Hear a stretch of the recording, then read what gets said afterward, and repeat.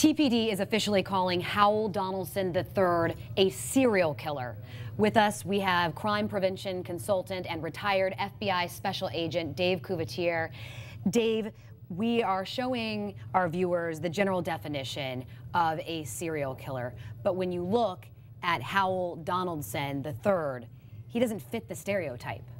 Right, that stereotype a lot of time comes from the Hollywood versions that we look at, or what people perceive to be a serial killer. But basically, it could be anyone. It could be an next door neighbor. How many times have we heard that? I never thought my neighbor would be capable of doing something like this. It could be anyone. It's when we peel back the facade of the person is that we find out where the actual indicators are.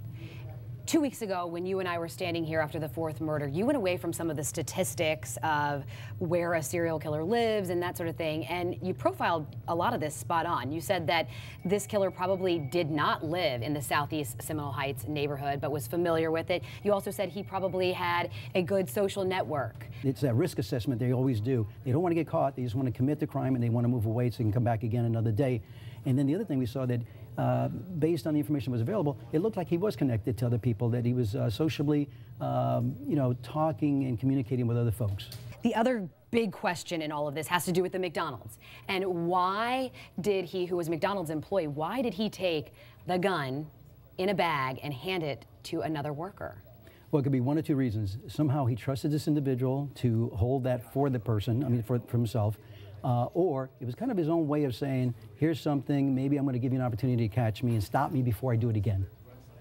There are two big questions for Tampa police at this point. The first one, what was his strategy? How did he get away? How did he elude police for so long? No, absolutely. And what they're going to be looking at, along with the prosecutors in preparing this case for trial, is what was his motivation and then what was his strategy? What was his safe haven? He got away every single time from after committing these incidents without being caught. So there was somewhere, somehow, that he had a strategy that he was able to avoid capture. And of course, motive. Why did he do this? Sources with TPD tell us that there could be an aspect of sexual gratification.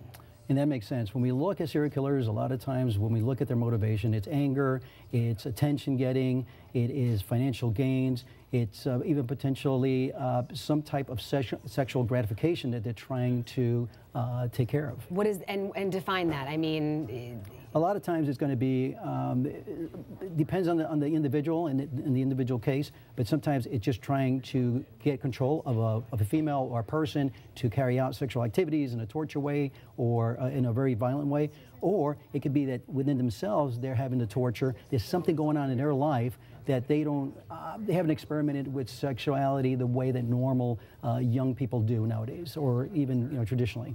And with Howell Donaldson III, you say this did not happen overnight. No, when we look at serial killers, when we look at criminals, it's not something where they snap typically. It is something that's been going on since their childhood. They experienced certain things, they saw certain things that actually affected their development and their behavior pattern. We also talked about the 4 victims. Couvetier says serial killers kill for no apparent reason. He says they have a predictable pattern. In this case, that would be killing in the dark and targeting those who are alone. Victims usually have a general characteristic in common. So in addition to being alone, there could be something else that triggered the suspect. And he says there are likely more victims out there.